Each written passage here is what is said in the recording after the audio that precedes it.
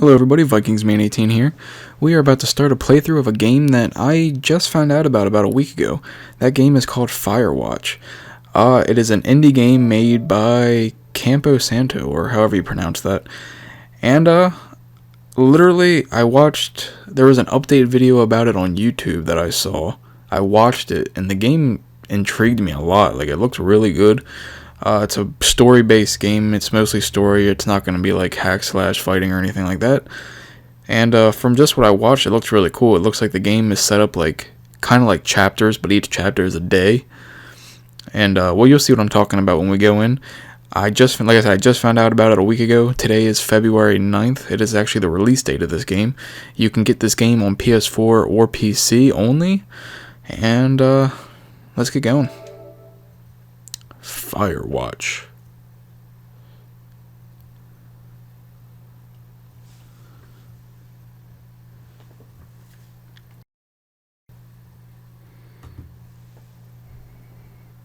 No, I did my best to I watched videos on it, but I did not watch any story like where they went through big parts of the game, just how they were talking about it.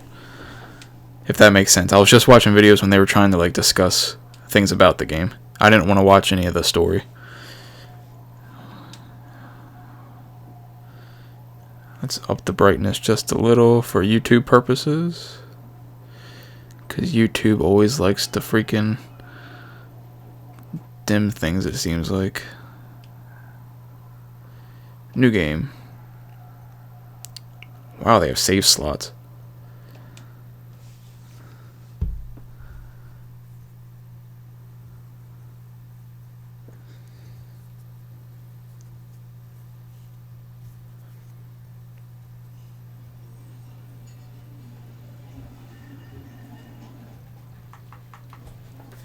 Campo Santo. I don't know if I'm pronouncing that right or not.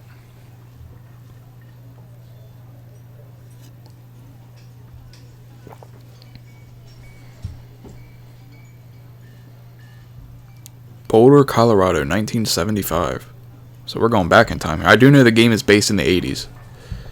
I do know that. UC Julia.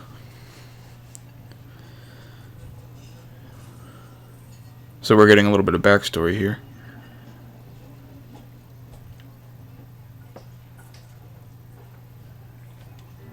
Oh, I have to hit X. She's about your age, late 20s, laughing with well-dressed professors and grad students from nearby CU Boulder. You, Henry, are out drinking with your pal. Say your name's Henry. You approach her. You are drunk. So what's your, major? You're pretty. Will be nice. You slur the word major and it smells like Coors Light. You give an awkward smile.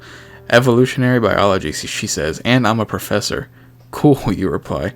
What's yours, she asks. She sniffs the air. Toxicology? Was that a burn, you ask? She says definitely. Worried she hurt your feelings, she asks you if you want to split a cheeseburger. 1 week later, you are Julia's boyfriend.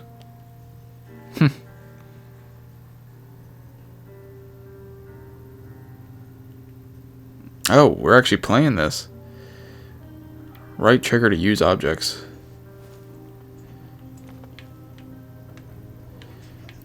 Okay, standard controls.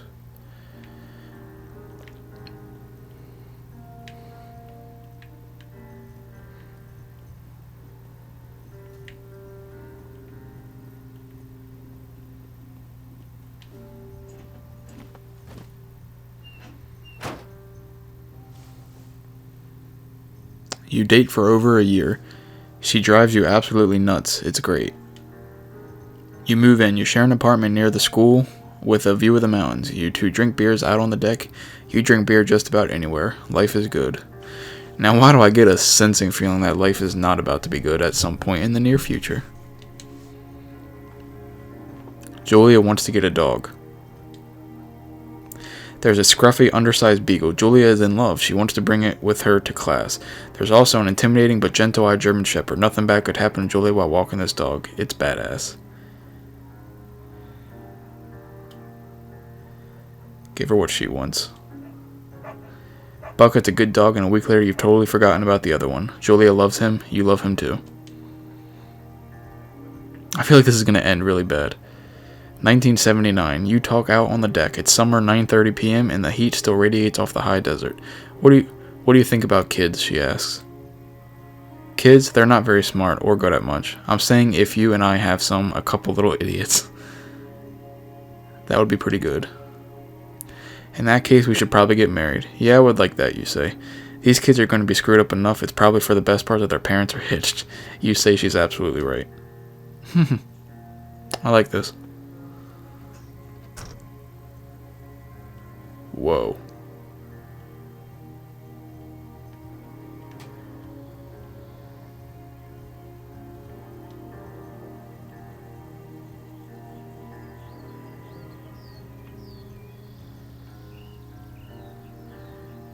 That's our map, it looks like, of where we're at. Warning, thoroughfare trail is not recommended for inexperienced hikers. No fireworks. Do not forget to check in. You're in their country. Learn to live with bears. Do we already have our equipment?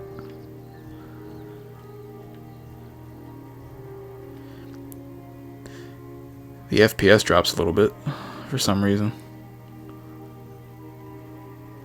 You guys see the FPS dropping?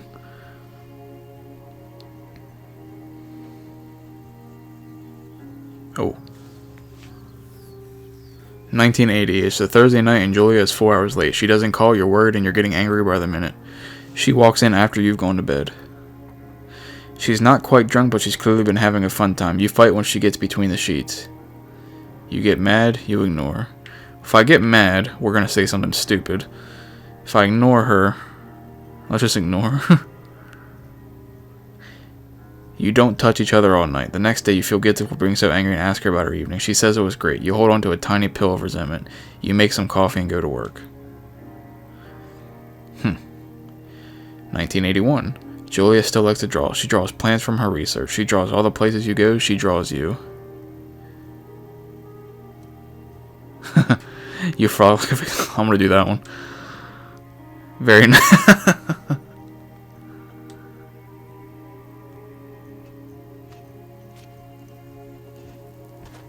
Whoa, it's very orangey. So much orange. Must be sunset. Where's the sun? There she is. Wow, that looks awesome. Look at that, man. That's an awesome view for a video game. Two Forks Lookout Tower. 8 more miles still. Great. Where are we going? A lookout tower? I guess that makes sense. It is Firewatch. We're going to a freaking fire tower. Durr.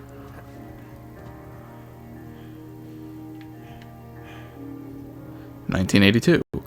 During the summers, you and Julia enjoy walking Bucket at night. There's a festival in town. It brings in folks from faraway places. One of them tries to mug you with a knife. Bucket gets kicked. I'm not going to say that because I'm a friendly channel. What is you? Oh. Scare him away. You reach into your pocket like you've got a gun and threaten to kill him. You manage to scare all 3 of you. He runs away. Julia asks to take a different path from that day forward. You say okay, you don't want to go that way either. From then on, you walk by the river. I don't want to beat his face in. We're nice people. Okay, we're in 84. Plans to have kids get waylaid by work.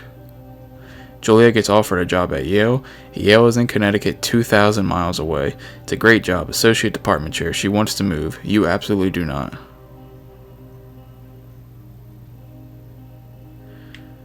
No, if you convince her not to take the job, that's a very selfish thing to do. You ask her if she'll commute back and forth. You don't want to move to Connecticut. She says that'll be hard, but she'll do it if you won't move. You tell her not to pass it up if it's what she wants. She agrees. She flies back to Boulder 3 times each semester. That sucks. If I was him, I just would have sucked it up and went with her. That's the love of your life. 1985. Julia is sent home from Yale on paid leave after having an episode. She lost it on a colleague for borrowing books that were important to her research. She didn't remember she had happily loaned them to him just 2 days prior. Uh-oh. She was found crying in the stairwell.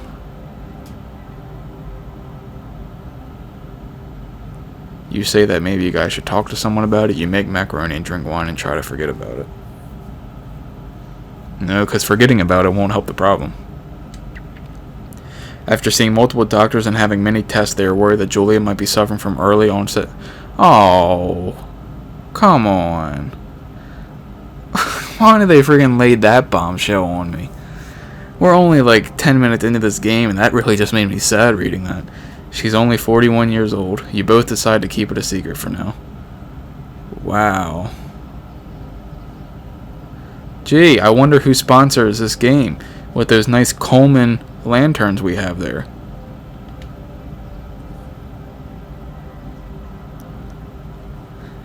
Oh, come on. I don't need to see that. Why'd I freaking frolic like a model? A bucket is getting older. Julia comments that it's kind of nice because he gets in less trouble around the house. A week later, she goes back to the university. Julia's affliction gets worse. She can't remember things in class. Her research is in shambles. She drives her car to the next town over for no particular reason and has to be brought home by the police. She is devastated. She is sent home on permanent medical leave. Wow. So she was 41. What year was it when it said she was 41? Was that 85 or 86? I believe the first year they started this was 75. So they were about in their 30s when they met. Some days you get the Julia who calls you a dope and your unborn child little idiot. Other days you get a stranger. Oh, she pulls you into bed to make love. After 5 minutes, she goes into a panic, believing her dad is at the door. You tell her family. They are crushed and begin to make trips to and from their home in Australia to visit her. For a while, your friends come by with little things to brighten the day. She gets worse. Is this going to end with her dying? 1988. You spend your days following Julia around the house. You count the seconds between the 2 weekly visits from Daniel the nurse. He suggests that Julia could live somewhere else, somewhere with 24-hour care, a home. It sits with you for a couple months. Now, in this situation, if I was in this situation, I would do everything I possibly could to take care of the person by myself. I would hate to have to move them to a 24-hour care home. So, I'm going to choose this.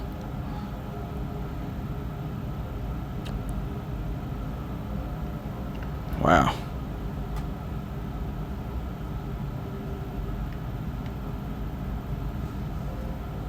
This game has me in the feels already. I don't like being in the feels, guys.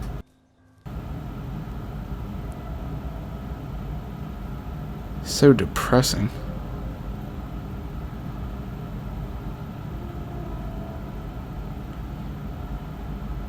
A buck.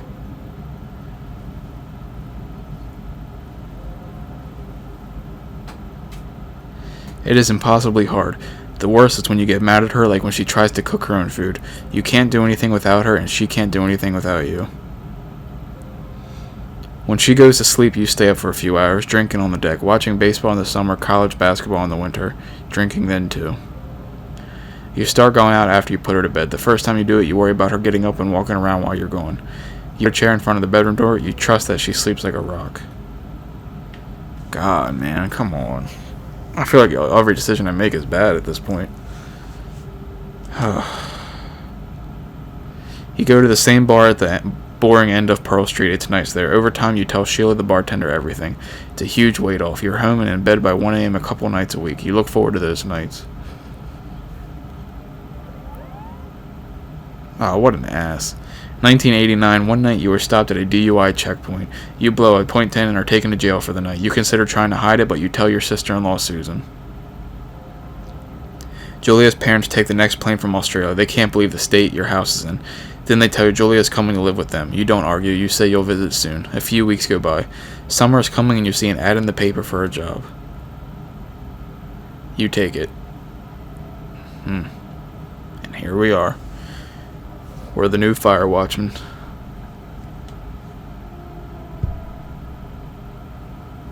God, what a sad story to start.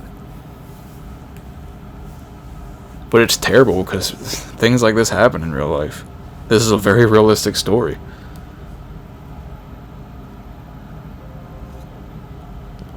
That was great. I was not expecting a choice beginning intro. Enter the lookout tower. Okay. Let's take a look around. Not much to look at, but right now.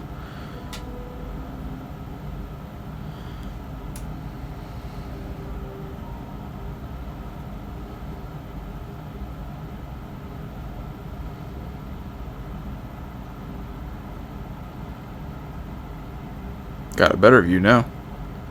What is that? Thoroughfare lookout. Look, there's another lookout over there. Cool. Anything else? No, it looks like that was the only thing off in the distance right there. Whoa, propane. Somebody do not shoot it, please. Turn on the power. I'm guessing it's a generator switch. Woohoo! Oh. Where'd that? Ah, walkie. Oh, it's the Thoroughfare tower. Thoroughfare, however you pronounce it. It's the tower we just looked at. Hello, Two Forks, come back. Pick up your radio. Hold L2 to activate radio. R2 to select dialogue. Release L2 to talk to Delilah. Hello? Whoever this is? It's Henry, right? Yeah. I'm Delilah. Yeah, that's what the guy said on the phone. So what's wrong with you? Excuse me? People take this job to get away from something. So what's wrong? What's wrong with you? That's a great idea. Go ahead. Look, I just hiked for 2 days, so I don't really follow... 2 days? God. You take a stab at what's wrong with me. Fine, then can I sleep forever? Sure, buddy. Okay, now go ahead. Okay, so L2. You killed 3 ex-husbands. You're rebelling against mom. Nobody can stand you. You're rebelling against mom. Okay, you're probably just rebelling against a mom who wishes you had given her grandkids, by the sound of your voice, at least 15 years ago. You come out here and it really grinds her gears and you love it. Can I sleep now? Well, she also says I fuck him in sharp. Nah. In my defense, who wouldn't want a 28-year-old with ambition and energy and some fire in his belly in bed? Me. I'm going. Uh-huh. Just a second. Now it's my turn. Okay, good night. Bye. Let's see. Is that how you talk to your supervisor? I say Is this how a supervisor talks to their associate, I guess? write your novel. That's the sort of bullshit reason you'll find a man out in the woods. Uh-huh. Good night. Not really. For the job. Welcome. Firewatch. Day 1.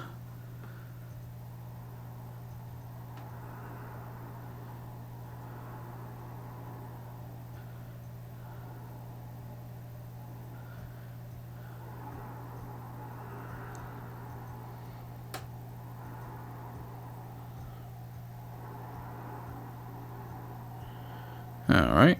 Come on. You can do it. Wow, a typewriter. Oh, wait, we're back in the 80s. I guess good afternoon. You probably slept like a rock. Anyway, there's still a few hours of daylight to get some work in. I can see you at your desk, so call me when you're ready. She can see me at her desk. Oh.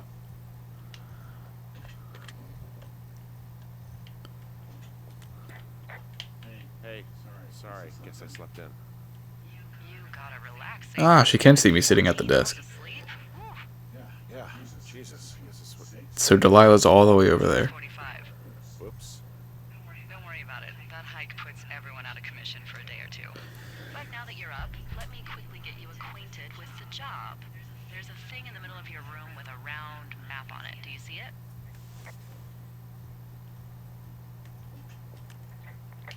Okay, yeah, I see it. This is the Osborne Firefinder, invented in 1914 by W.B. Osborne? Who used this to spot, you guessed it, What the fuck? What is it? Nothing. You use this to... Oh, fuck me! What? Language, lady. Out your west-facing window. Are you seeing what I'm seeing? Which way's west? Are those Oh. fucking Over here. Fireworks? Fireworks? Where? Oh.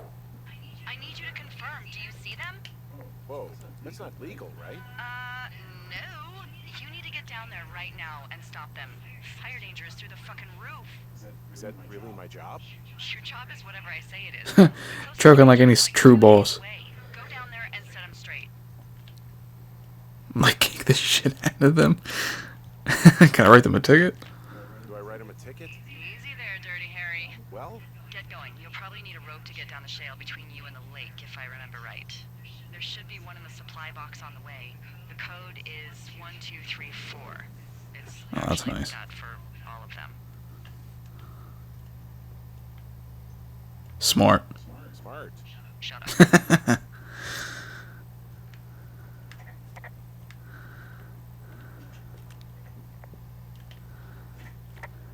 Anything I can look at here?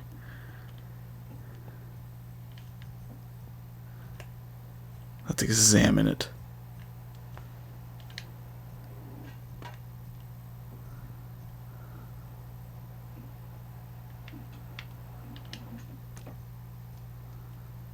Old paper? Question mark? Well, alright guys, the way we're going to be doing this series is I want to do about a day per episode.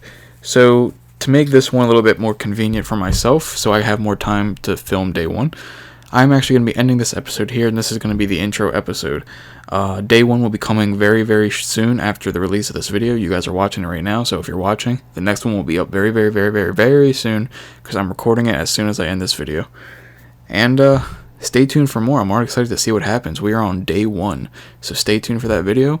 Hope you guys are enjoying this. Let me know what you think about it so far, and like always, I'll be seeing you for more later on. Have a good one.